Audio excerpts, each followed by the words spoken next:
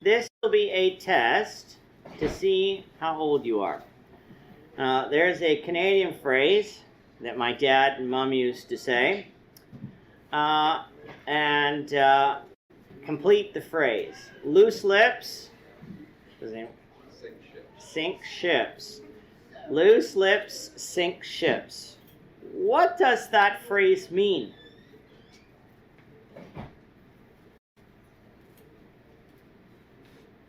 Loose lips sink ships. When you think of a ship, how strong is a ship? How powerful is a ship?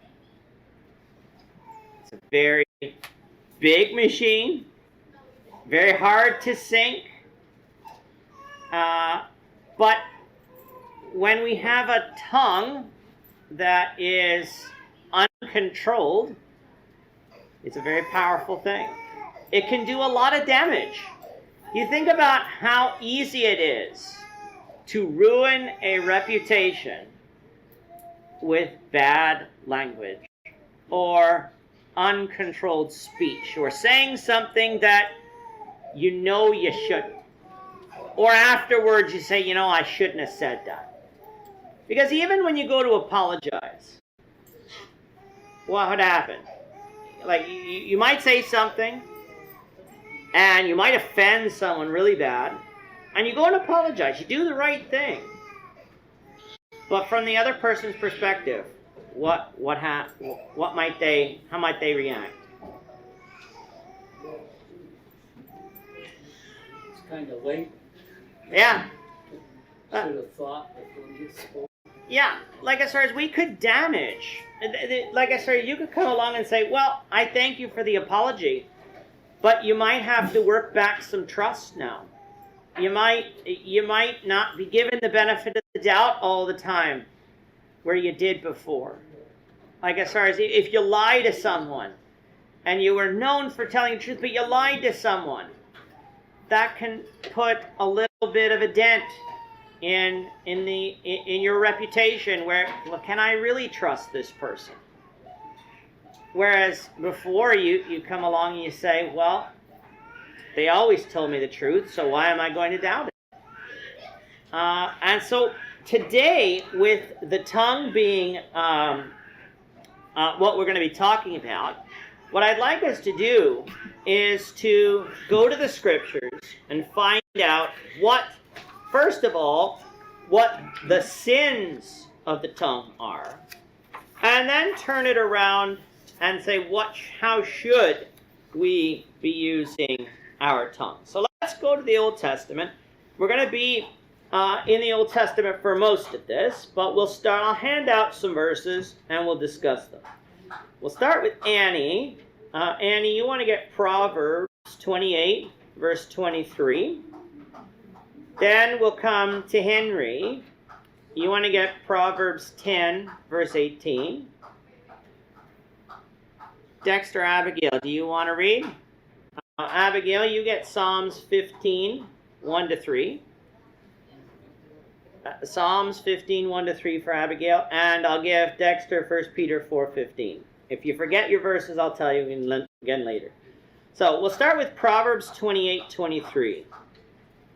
He who rebukes a man will find more favor afterwards than he who flatters with the tongue.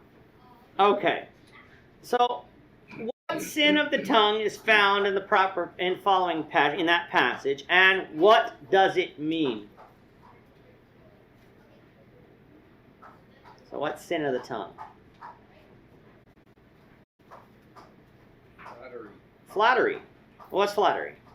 Well, it's not like you look nice today. That's not really flattery. But when you're saying something that's halfway false, just to uplift somebody, it's basically saying what they want, what you think they want to hear. Yeah, you're instead of the truth. Yeah. Well, that's the other thing. Like as far as flattery, usually has a selfish component behind it. What selfish component usually lies behind flattery? Well, you're trying to win people's affection. Yeah. Usually you want something. Have you ever had a child? My mom and dad used to get, their ears used to perk up and say, when we just come in and say, Mom, Dad, I love you. What do you want? That was the response. A lot of what do you want? It's not that they thought we didn't love them, but it was misplaced. It just seemed, or it's either what did you want or what did you do? And when you go and flatter someone, I think as Gord said, you can say someone looks nice. However, that can be flattery if you're doing it for a different reason, right? So they're just because, just in my example, coming up and saying I love you, well, that's not flattery most of the time, as long as it's true. But sometimes it could be. I'm trying to butter you up. I'm trying to get you to regard me well, and to think of me as something something worth doing something for, or like listening to. Now, the first part of the verse I find interesting, because the first part of the verse, what does the first part of the verse say? He rebukes. What will he find? More favor. Now, why do you suppose that is? So you have the man who rebukes. That might seem to be a lot of people a very hard thing to do, first of all, but a very negative thing to do. But why is that true? In general, why is that true? Maybe it's constructive criticism has more value. Yeah. Than flattery. Yeah. You want to convince someone that they need to change. There's two ways you can go about it. You could rebuke them constructively, as Bill says, because we're gonna talk about other sins of the tongue where we got to be careful. But you could come right out and say, this is wrong. Or you could try to flatter them and get them and butter them up a little bit so that you can sort of slip in that rebuke under the radar, as it was, or as far as backhanded almost. And generally speaking, people like you to be direct with them. A lot of times I tell people, don't be subtle with me. First of all, I won't get it half the time. But second of all, because I don't get it, I won't actually probably do what you want. But I tell people, it's much better to be more direct with me. Doesn't mean you have to be mean. But if I've said something or done something, and you tell me, Jeremy, you shouldn't have said that, or maybe you should have acted this way. Yeah, as far as depending what it is, you might get some response or another, but it's better that I know than I don't know. And usually after you sit and think about it, and you're like, they were right. I should have done that. Shouldn't have said that. And so he who rebukes a man will find more favor afterwards. I respect people who try to look out for me. They're not coming with bad motives. They want my best intention. The best way to do that is to be direct. So we got to watch against flattery. Proverbs chapter 10, verse 18. We'll get Henry. Proverbs 10:18.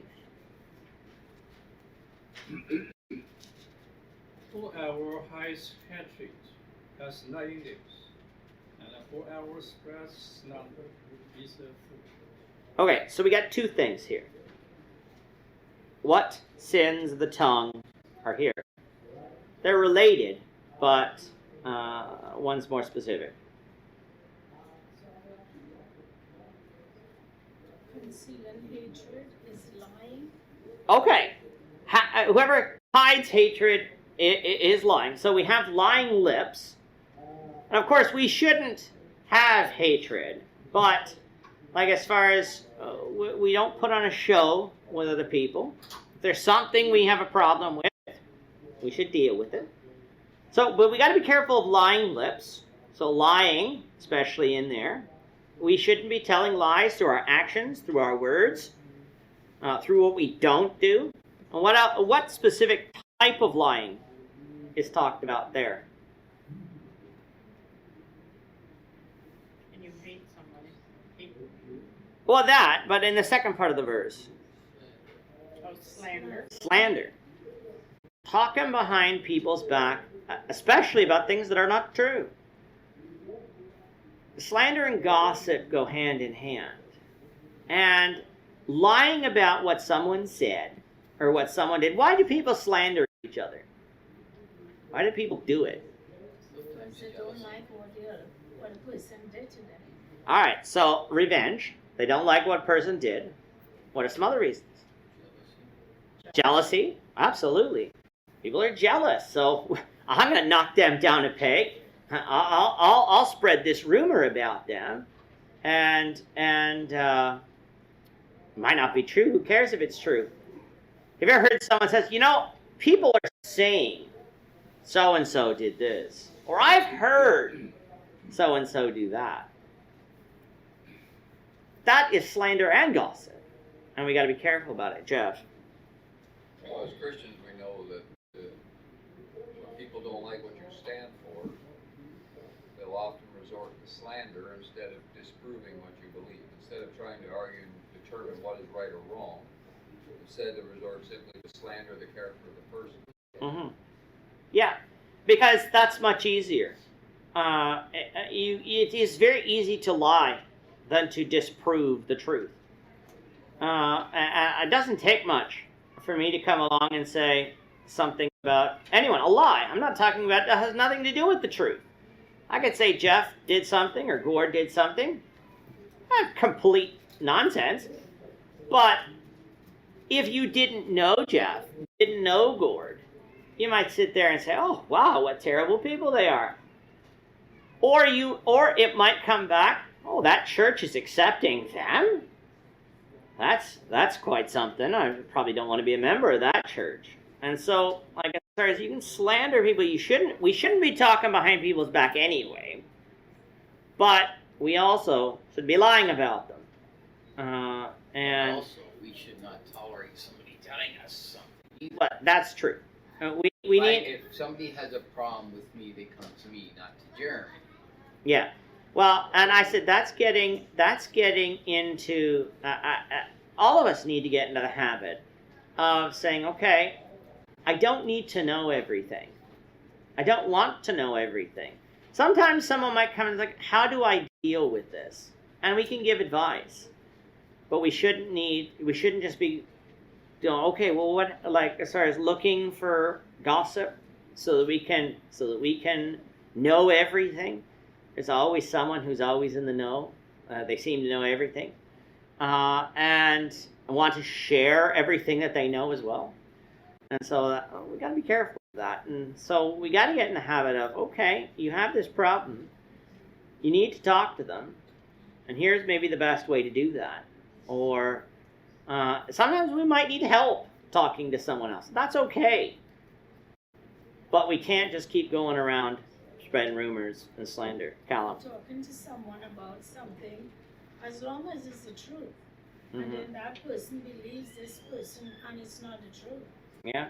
So that's wrong. Yeah. You didn't get the full concept or don't know what happened, but this person is relating to you what happened and it's a lie. It's Yeah. not true. Yeah.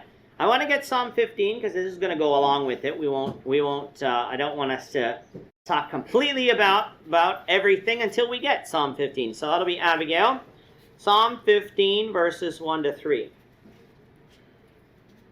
Lord, who may abide in your tabernacle, who may dwell in your holy hill?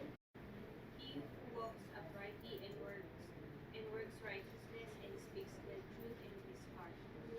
He who does not backbite with his tongue, nor does evil to his neighbor, nor does he take up a reproach against his friend.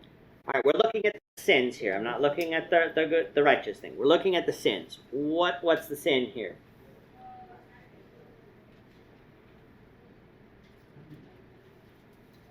Backbiting and reproach. Backbiting and reproach. What's backbiting? As far as that's, it's not going around biting people. Slandering? A little bit more in slandering. We've been talking about it already. It's slander. It is slander, but it involves slander. Jeff. Backbiting infers, I think, it was something a little more subtle. Yeah. Use the word back. Yeah. So it's something from behind, tearing down. Yeah. Usually in a more subtle way.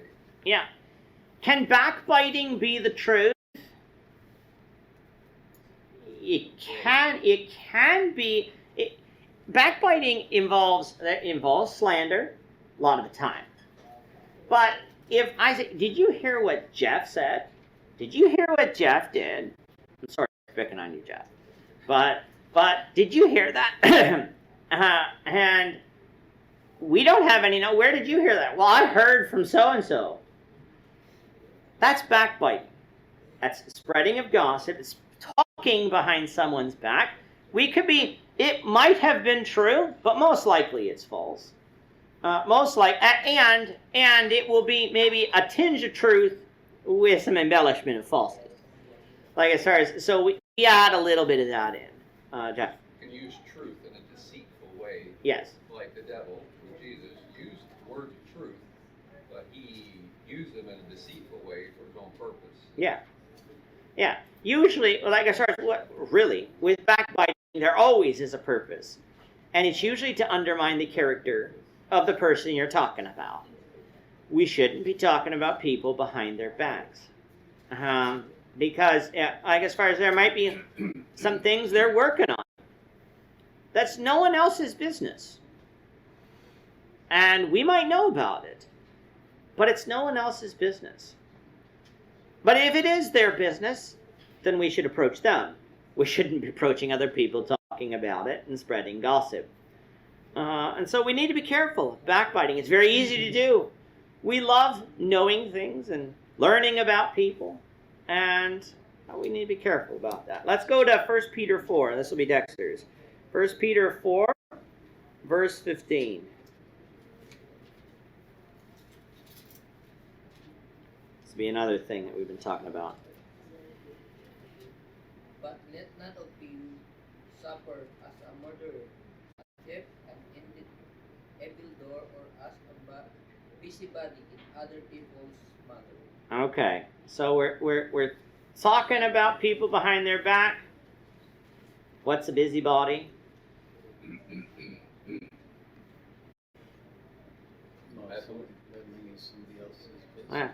Meddling in somebody else's business. We always want. We get involved when we shouldn't. Gord. I come across this quite often at the warehouse I go into. Mm-hmm. And somebody will say, well, so-and-so is always in the washroom on their cell phone, which is against the company policy, and if they should be working. I say, well, why does it matter to you? It's the company's business to discipline him, not you. Worry about yourself. Worry about the work you're doing. Yeah.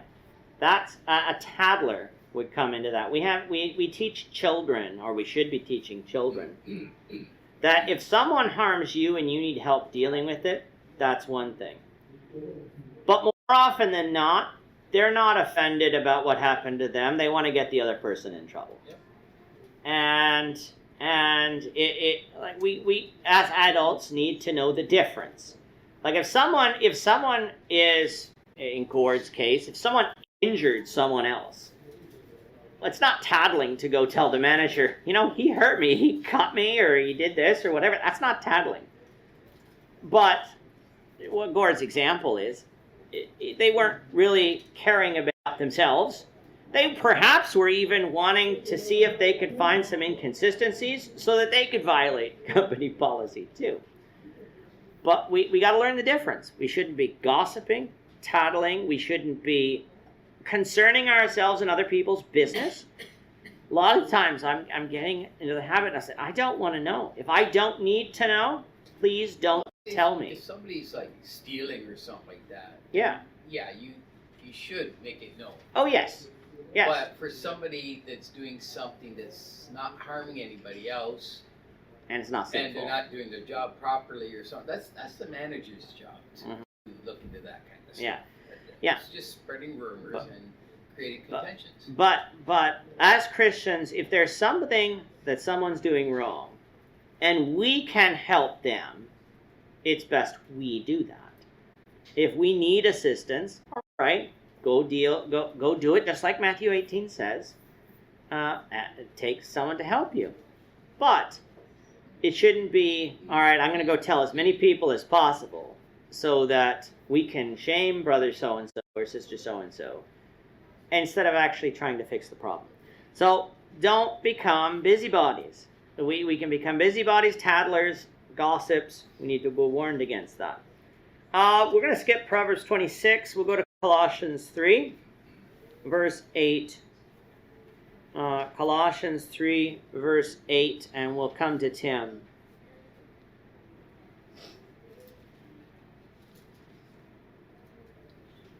Colossians 3, verse 8.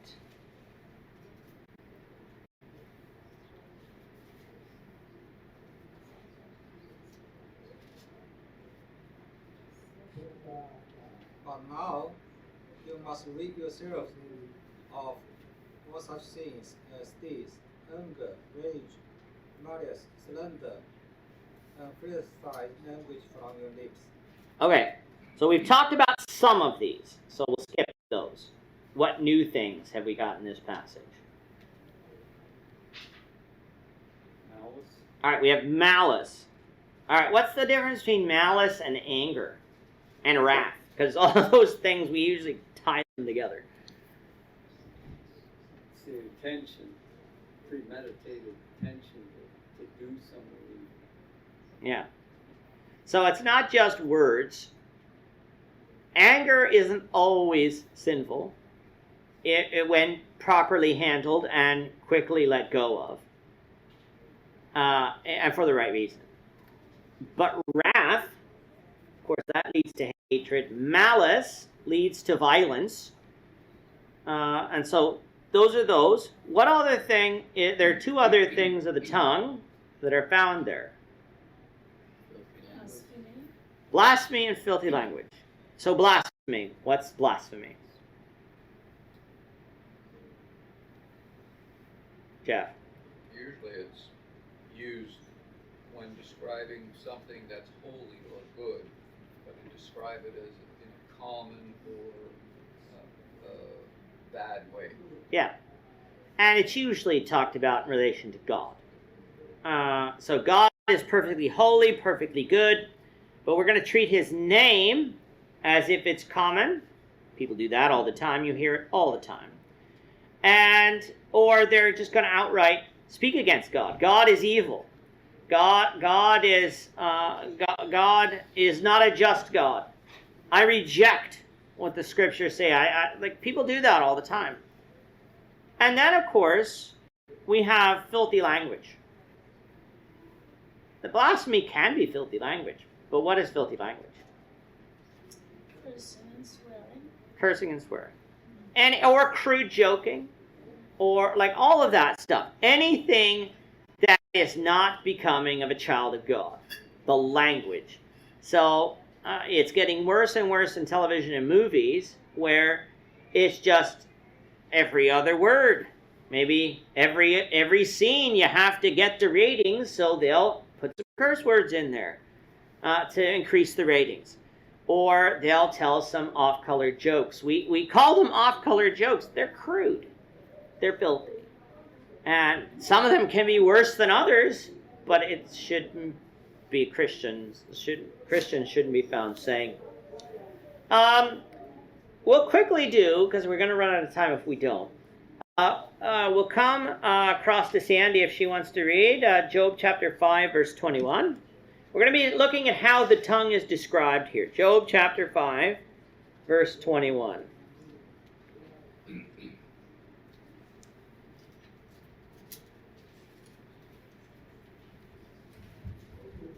should be hidden from the scourge of the tongue, and you should not be afraid of destruction when it comes. Okay. Now, Eliphaz is speaking here. So, if we've been listening to the podcast on Job, we know that Eliphaz, Zophar, and Bildad have one thing to say to Job. They find different ways to say it. Job, you're in sin. You need to repent. And this is Eliphaz's first speech. Well, how does he describe the tongue here? Scourging. All right, it's a scourge. What's a scourge? That's a whip. Lashing, beating. Yeah. Lashing. So you can think about the tongue as a whip, as a danger. If I take a whip out and start swinging it around, I'm gonna hurt people with whoever I hit it, because you get that whip going.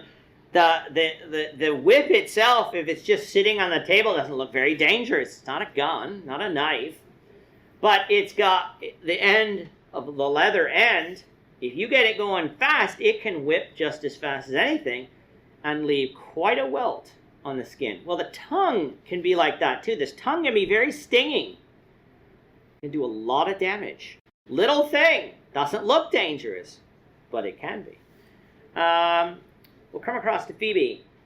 Jeremiah chapter 9, verse 8. I'll get Lester to get James chapter 3, 6 to 8. So Jeremiah chapter 9, verse 8. Their tongue is a deadly arrow. It speaks deceitfully with his mouth. Each speaks peace to his neighbor, but in his heart he plans an ambush for himself. All right. How's the tongue described here? Dangerous. Dangerous, but how is it specifically described? A deadly arrow. So you think of arrows, like we can see, okay, they're maybe look more dangerous than a whip, but on the table again, no gun, but you put it in a bow, you can kill someone with an arrow. Hit them in the right spot. You can injure someone, but you can kill them. And if you tip it with something that's poisonous, you can kill them without having to hit their heart or their head. But like I said, arrows archers used to use them to kill people. That's how we used to fight wars when we didn't have guns and bombs and things like that. Deadly arrow. The tongue's a deadly arrow, and it speaks deceit. That's its death. That's its poison tip. It's deceit. We can deceive people. We can lie to people. We can make ourselves look good when we're not. And so we've got to watch out for the tongue. Leicester's got James chapter 3, verses 6 to 8. When the tongue is a fire, a well of unrighteousness, the tongue is set among our staining the whole body, set on fire the entire body, and set on fire all. Who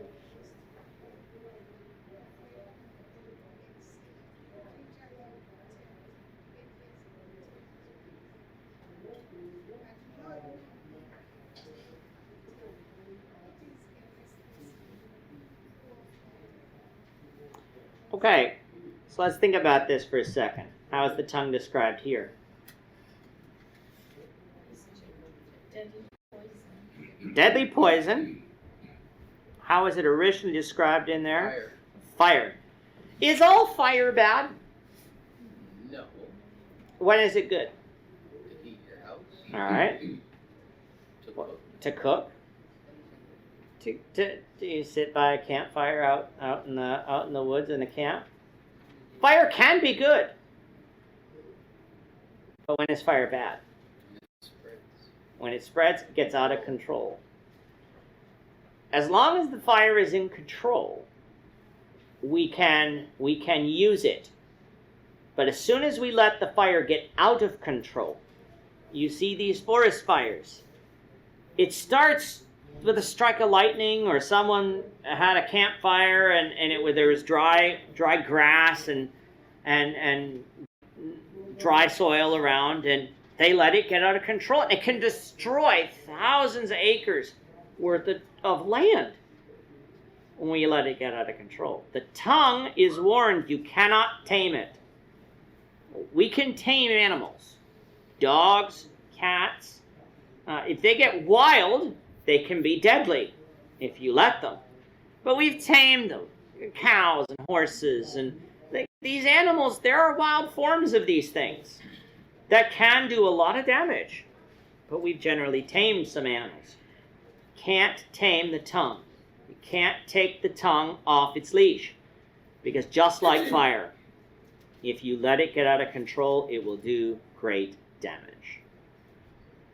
So that's how the tongue is described. Now, the negative side. Now, this lesson was titled, I Can Button My Lip and Quench a Great Fire. So how are we taught to use our tongues in the following passages? We'll come to Bill, Psalms 19:14. Tammy, Ecclesiastes 5, verse 2. We'll get Sander to get Proverbs 10:19. We'll get Jeff to get Proverbs 15:1. And we'll stop for there and see how much time we have left. Psalms 19, verse 14.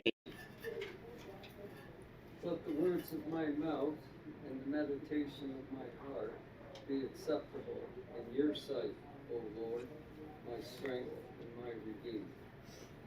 That verse, if you take a look at the bulletin every Sunday, should sound familiar to you because it's at the top of every bulletin. Let the words of my mouth and the meditation of my heart be acceptable in your sight, O Lord, my strength and my redeemer. You got to look on the front, Cal, not the back. It's right there. So how are we taught from that passage to use our tongue? Well, if you meditate on God's word, you have a clear vision of not only your sin, but of God's wisdom. Yeah. When we meditate on God's word, He's going to teach us how to talk. He's going to teach us wisdom in order to handle situations that we face in everyday life. Because oftentimes we get our tongue into trouble when we react like that. When we don't think. And so let the words of my mouth and the meditations of my heart be acceptable in your sight. So the meditations of my heart should produce the words of my mouth, and may both of them be acceptable in your sight. Ecclesiastes 5, verse 2. Do not be rash with your mouth, and let not your heart utter anything hastily before God. For God is in heaven, and you on earth. Therefore let your words be few. Probably people would like me to take that last part a little bit more literally. But, again, don't utter anything hastily. Like I said, don't be rash. Don't be rash with them. Don't be quick. To say, some of us are very quick with our words. And sometimes we can be quite witty. Our words can be quite wise. Some of us have a very quick mind to think. But that's not all of us. Gord. Sometimes saying something sets the point. Yeah. Sets a message. Burst out with words. Yeah. Sometimes saying what? Nothing. Nothing. I thought you said something for a second. No, nothing. Sometimes it is best to say nothing. Sometimes you are told to bite your tongue. It's not worth it. Where it's actually better. Remember Jesus in John 8. They came to Jesus. This woman is caught in adultery. What did Jesus do? He kept silent and wrote on the ground. He didn't have anything to say. Now, was adultery sinful? Yes, it was. But he knew these Pharisees weren't out to get this woman. They were out to test him. And so it was better not to argue with them. It was better to do what he did. Bill. Yeah, this verse is speaking more of us speaking to God. Yes. So we need to be careful how we approach it. Yeah. And what we say. Yeah. Well, it's a worst case scenario then. Not that it would be right to be rash with someone else, but yeah. Speaking with God. Think about that. When can we be rash with God? When would we be rash with God? Why is this happening to me? Yeah. Why is this happening to me? I'm thinking a lot of what Job did in some of his speeches in the book of Job. He never cursed God. He never blamed God per se. But he was quick to say, I want an audience with God. I want to be able to tell God, so God can show me and my friends that I'm righteous. He was speaking too rashly. He was speaking too arrogantly. And so we had to be careful with that. It's Proverbs 10:19. That's Jeff, right? Or no, it's Sandra. Sorry. Proverbs 10:19. In the multitude of words, sin is not lacking, but he who restrains his lips is wise. All right. What's this verse teaching us? Self-control. Self-control. Sometimes less is more. Sometimes less is more. Jeff. The idea of unrestrained emotion. Yeah. You get emotional and you just let it fly. Yeah. Yeah, not a good idea. Yeah. Again, bite your tongue. Bite your lip. I can button my lip. I can sometimes stay silent. If my words will do more harm than good, sometimes you need to let someone calm down before they will ever listen to you. If someone's in a fit of rage and they're not harming someone as far as physically harming them, might need to let them calm down and then go talk to them. But we have to restrain our lips. Proverbs 15 verse 1. A soft answer turns away wrath, but a harsh word stirs up anger. So what does the proverb writer tell us here how to use our tongue? Gently, Bill. It's not what we say, it's how we say it. Yeah.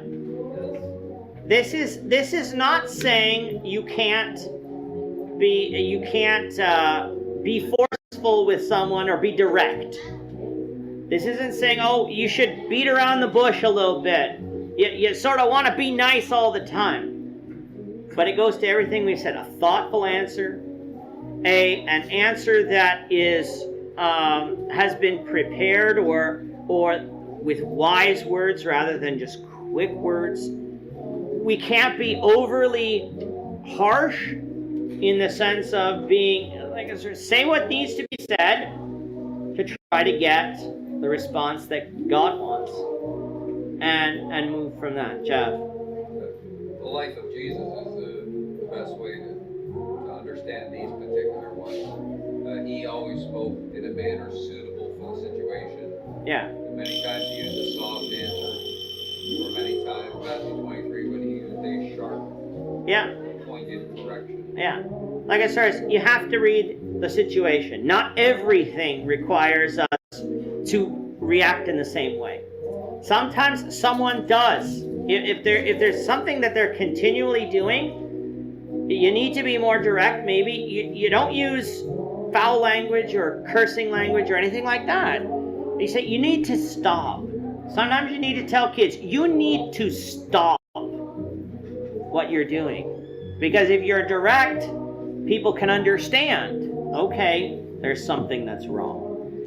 I'll leave the rest with you, but some things to consider this week when we can examine ourselves.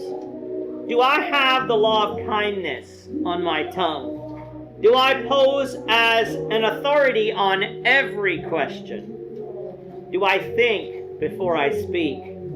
Do I try to dominate every conversation? Am I sure that what I repeat is the truth?